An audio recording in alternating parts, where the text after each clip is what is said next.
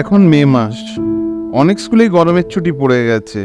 অতিরিক্ত গরম পড়ার জন্য সরকারি স্কুলগুলো বেশ কিছুদিন আগেই ছুটি ঘোষণা করে দিয়েছে।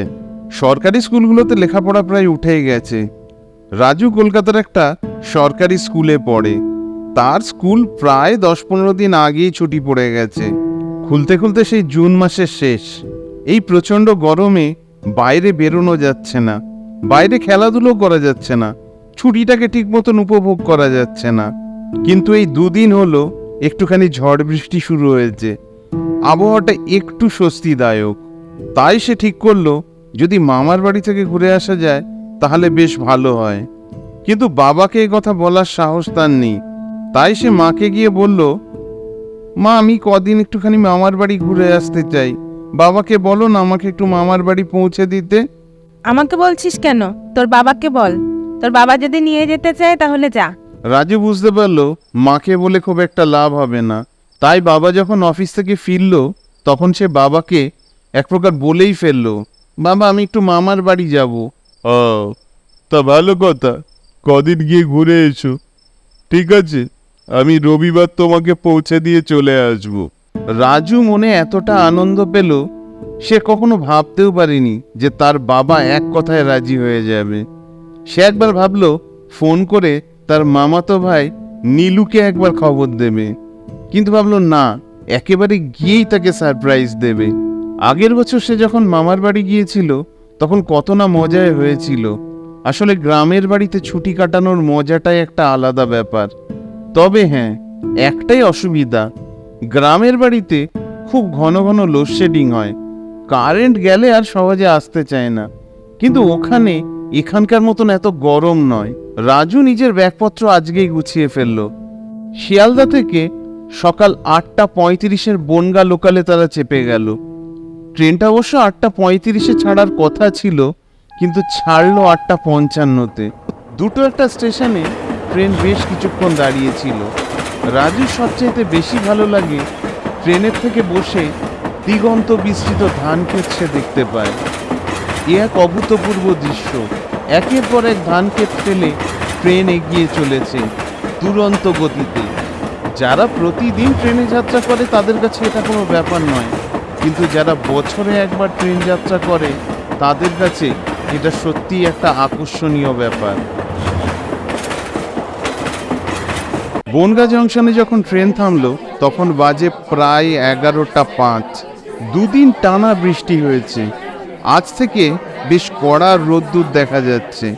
রাজুর মামার বাড়ি এখান থেকে বেশ কিছুক্ষণ বাসে করে যেতে হয়। বাসের থেকে নেমে তারপর ভ্যানে করে প্রায় ঘন্টাখানেক যাওয়ার পর অবশেষে তার মামার বাড়ির সামনে এসে সে পৌঁছালো। মামা গোয়াল ঘরে কাজ করছিল। তাদের দেখে মামা ছুটে চলে এলো। আরে জামাই বাবু, দিদি এলো না? আরে না না, তোমার ভাগ্নে যা শুরু করেছে 2-3 দিন ধরে মামার বাড়ি যাব মামার বাড়ি যাব করে, আমি আর না এনে থাকতে পারলাম না। আর তোমার দিদির এখন আসার মতন সময় নেই। রাজু এখানে কদিন থাক, তারপর তোমার দিদি এসে ওকে নিয়ে যাবে, তখন নয় 3-4 দিন থেকে যাবে। নীলু ও রাজুকে দেখে খুব খুশি হলো। কিরে নীলু, এবার হবে তো? আগের বার তো হলো না। চুপ কর চুপ কর, ওরা জানলে কিন্তু বিপদ হয়ে যাবে। মামা ওদের কথা শুনতে পেয়ে জিজ্ঞাসা করলো, আরে তোরা কি ব্যাপারে কথা বলছিস বলতো, কি হলো না? আরে ছাড়ো, তুমি এসব বুঝবে না। দুপুরে খাওয়া দাওয়ার পর রাজুর বাবা বেরিয়ে গেল। যাওয়ার সময় তিনি রাজুকে বলে গেলেন, ভালোভাবে থেকো, মামা মামির কথা শুনো, আর বাদরামিটা করো না। তোমাকে কোথাও একা ছেড়ে তো আমার শান্তি নেই। ঠিক আছে, আমি কোনো রকম বদমাইশি করব না এখানে। পাশের থেকে নীলু একটু ফিসফিস করে বলল, ও আবার বদমাইশি করবে না, আমিও দেখব। সন্ধেবেলায় নীলু আর রাজু দুজনে বারান্দায় বসে আছে। এখানে খুব সুন্দর হাওয়া দিচ্ছে। মামি রান্নাঘরে রান্না করছে আর মামা হাটে গেছে। আজ মামা হাটের থেকে ফেরার পথে কাঠি গজা আর মাখা সন্দেশ নিয়ে আসবে, কারণ অনেক দিন পর তার ভাগ্নে এসেছে। দুজনে মিলে বসে এ কথা সে কথা আলোচনা করছে। রাজু মাছ ধরতে খুব ভালোবাসে, কিন্তু শহরে পুকুর বা নদী নেই, সেই জন্য সেই সুযোগ আর হয় না। ওরা দুজন কথা বলছিল, তার মাঝখানেই পাশের বাড়ির পেঁচো এসে হাজির। পেঁচো নীলুর সাথে এক ক্লাসেই পড়ে। কি রে, তোরা এইখানে বসে বসে গল্প করছিস? আর জানিস সেই বটতলায় আবার সেই আগের মতন হয়েছে। কেন, কি হয়েছে বটতলায়? কেন জানিস না? কালু নাপিত আজকে বটতলার পাশ দিয়ে আসার সময় কি যেন একটা দেখেছে, দেখে সেখানেই সে মাথা ঘুরে পড়ে গেছে। এবার বাড়িতে এসে তার কি জ্বর, সে জ্বর আর নামে না, সে ভুলভাল বকে যাচ্ছে। কখন হয়েছে এটা? আরে দুপুর বেলায় যখন ফিরছিল, এই 2-2:30 এরকম হবে। রাজুর এসব ব্যাপারে খুব আগ্রহ। চল তো নীলু, একটু দেখে আসি কি ব্যাপার। তুই কি খেপেছিস নাকি? ওই বটতলা দিয়ে আসছিল কালু নাপিত, আর তার ঘাড়ে ভর করেছে সেই ভূত, আর তুই তাকে দেখতে যাবি? রাজু অনেক জোরাজুরি করার পর নীলু তাকে নিয়ে যেতে বাধ্য হলো। সেখানে গিয়ে তারা যা দেখলো সেটা গ্রামগঞ্জে প্রায় স্বাভাবিক ব্যাপার। ওঝা এসছে ভূত ঝাড়ানোর জন্য। কালু নাপিতকে ঝেঁটা দিয়ে সে ঝেঁটিয়ে যাচ্ছে, আর সে গো গো করে চিৎকার করে যাচ্ছে। লম্বা লম্বা চুল, গায়ে কিছু নেই, গলায় রুদ্রাক্ষের মালা, পাশে একটা ত্রিশূল পোতা আছে, সামনে আগুন জ্বলছে, আর সেই সঙ্গে সে অনবরত মন্ত্র আওড়ে যাচ্ছে। এই বিং ভূতায় নামাও, যা যা প্রেতাত্ম, চলে যা। তুই যাবি, যা এখান থেকে। এবার কিন্তু অস্বাভাবিক ঘটনাটা ঘটল, যেটা কেউ আন্দাজও করতে পারেনি। কালু নাপিত এতক্ষণ বসে গুংড়াচ্ছিল, হঠাৎ সে উঠে সেই তান্ত্রিকের গলাটা ধরে শূন্যে তুলে নিয়ে বলল, ছেড়ে আমায় তাড়াবি?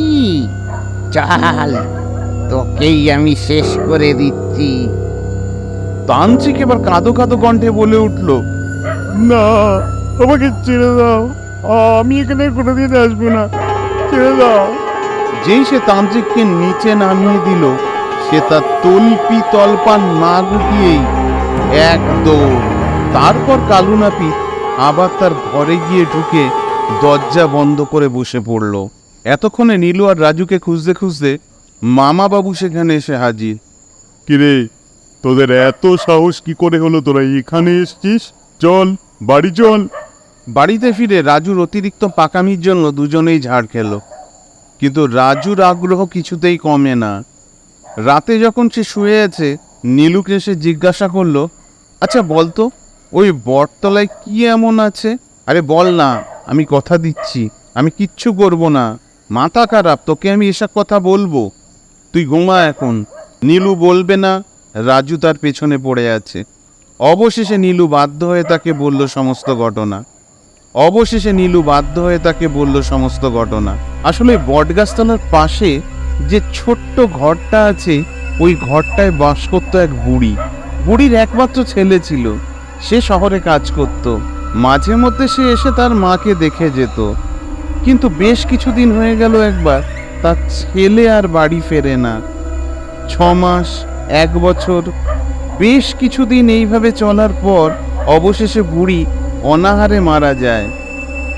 তারপর থেকেই সেই বটতলা দিয়ে কেউ যখন আসে, তারা দেখতে পায় গাছের ডালে পা ঝুলিয়ে আছে এক বয়স্ক মহিলা। কালু নাপিতকে ওই ভূতই ধরেছে। রাজু সমস্ত ঘটনা শুনে পাশ ফিরে শুয়ে পড়ল। এখনকার শহরের ছেলেদের মতন ভীতু নয় রাজু। সে বহুদিন ধরে হরর মুভিতে ভূত দেখেছে, কিন্তু জ্যান্ত ভূত সে এবারে দেখতে চায়। তাকে সেই বটতলায় যেতেই হবে। সেদিন রাতেই রাজু বেশ কয়েকবার চেষ্টা করলো বেরোনোর, কিন্তু সে তো জানে না বটতলাটা ঠিক কোথায়। পরদিন সকালবেলায় এদিক ওদিক বেরোনোর নাম করে রাজু বেরিয়ে আসলো। একটা বয়স্ক লোককে রাস্তায় পেয়ে সে জিজ্ঞাসা করলো, আচ্ছা দাদু, বটতলাটা কোন দিকে, যেখানে কালু নাপিতকে ভূতে ধরেছিল? বৃদ্ধ লোকটি রাজুর কথা শুনে যেন চমকে উঠল। ওরে বাবা রে, এ কি ছেলে! এ জিজ্ঞাসা করে বটতলাটা কোথায়? বলি বাপু, তোমার শরীরে ভয় বলে কিছু আছে? তুমি তো এই এক ফোঁটা ছেলে, নাক টিপলে দুধ বেরোয়। জানো বটতলায় কত বড় ভয়ঙ্কর প্রেতাত্মা আছে? রাম রাম রাম রাম, এসব কথা বলাও পাপ। আজকালকার বাচ্চাদের একটু ভয়বিদ বলে কিছু নেই। এই কথা আওড়াতে আওড়াতে বুড়ো সেখান থেকে চলে গেল। কিন্তু এ তো ভারী মুশকিল। রাজু বটতলা চিনবে কিভাবে? একটা বুদ্ধি মাথায় এসছে, পেঁচোকে জিজ্ঞাসা করলে কেমন হয়। পেঁচো তো নিশ্চয়ই জানবে, কিন্তু মামাকে বলে দিলে তো সে আবার বিপদ। পেঁচোকে রাজু যখন বলল বটতলাটা কোথায়, সে কথা শুনে পেঁচোর হাঁটা এত বড় হয়ে গেল যাতে গোটা 3টে রসগোল্লা ঢুকে যাবে। ওরে বাবা, এ তো আচ্ছা ঝামেলায় পড়লাম। এই শোন, ন্যাকামি করবি না, তোকে আমি 50 টাকা দেব। তুই কাউকে বলবি না, আর আমাকে বটতলাটা দূরের থেকে দেখিয়ে দিয়ে চলে আসবি। তোকে আর কিছু করতে হবে না। রাজুর কাছে 50 টাকার কথা শুনে পেঁচো বিশ্বাস করতে পারলো না। সত্যি সত্যি তুমি আমাকে 50 টাকা দেবে? পকেট থেকে 50 টাকার নোট বার করে রাজু পেঁচোর হাতে যখন ধরিয়ে দিল, পেঁচো তখন বিভিন্ন রকম স্বপ্ন দেখতে শুরু করলো। সেই 50 টাকা দিয়ে সে কী করবে? 10 টাকার হজমিগুলি কিনবে, 10 টাকার মিষ্টি খাবে, বাকি 30 টাকার কি করবে? আরে ওই পেঁচো, স্বপ্নের জগৎ থেকে বেরিয়ে আয়। পেঁচো রাজুকে নিয়ে গিয়ে দূরের থেকে সেই বটতলাটা দেখিয়ে দিল। একটা পুরানো বট গাছ, তার থেকে ঝুড়িগুলো প্রায় মাটি পর্যন্ত নেমে এসেছে। বট গাছটা ঠিক পেছনেই একটা জরাজীর্ণ কুঁড়ে ঘর। ঠিক যে ঘটনা সে শুনেছে তার সাথে পরিষ্কার মিল পেয়ে যাচ্ছে। রাজু দুপুরবেলা একবার সেখানে যাওয়ার চেষ্টা করলো, কিন্তু ঘর কখনোই ফাঁকা নেই। মামা আজ হাটে যাবে না, তাই মামা দুপুরবেলায় বাড়িতেই আছে। সে বারান্দায় শুয়ে আছে, তাই সেখান থেকে বেরোনো প্রায় মুশকিল। সন্ধেবেলাও মামা আজ তাস খেলতে গেল না। রাতে সবাই যখন খাওয়া দাওয়ার পর ঘুমিয়ে পড়েছে, তখন একবার রাজু চেষ্টা করলো যদি এখন বেরোনো যায়। রাতের বেলায় গ্রামের পরিবেশটা বড্ড ভয়ঙ্কর। চারিদিকে শেয়ালের ডাক, মাঝে মধ্যে ঝিঝি পোকার ডাকও শোনা যাচ্ছে। চারিদিক নিস্তব্ধ। অবশ্য গ্রামের মানুষ অনেক তাড়াতাড়ি ঘুমিয়ে পড়ে রাতে। তারা ভোরবেলায় উঠে কাজ শুরু করে। শহরের মানুষের মতন রাত 1টা, 1:30, 2টো পর্যন্ত তারা জেগে থাকে না। বটতলায় পৌঁছে রাজু বেশ কিছুক্ষণ সেখানে দাঁড়িয়ে থাকলো, কিন্তু কই, ভূত তো সে দেখতে পাচ্ছে না। কোথায় সেই বুড়ি ডাইনি? রাজু তাকে দেখতে পাচ্ছে না ঠিকই, কিন্তু সে ঠিক রাজুর পেছনে এসে উপস্থিত হয়ে গেছে। এবার চারিদিকের পরিবেশটা যেন কিরকম একটা শীতল হয়ে গেল, কিরকম একটা ঠান্ডা বাতাস বইছে। এবার রাজু বট গাছের ডালে লক্ষ্য করলো, সত্যি যে দৃশ্যের কথা সে শুনেছিল সেই দৃশ্য সে সচক্ষে দেখতে পাচ্ছে। গাছের ডালে পা ঝুলিয়ে বসে আছে সাদা শাড়ি পরা এক বৃদ্ধা। তার চোখগুলো যেন আগুনের মতন জল জল করছে। রাজুর এবার সত্যি ভয় লাগতে শুরু করেছে। সে আসলে ভাবেনি, সে কখনো বিশ্বাস করতো না ভূত বলে কিছু আছে, কিন্তু সচক্ষে সে আজ যা দেখছে তাতে তার পায়ের তলার মাটি সরে যাচ্ছে। মুহূর্তের মধ্যে সেই ডাইনি গাছের ডাল থেকে নেমে তার সামনে চলে আসলো।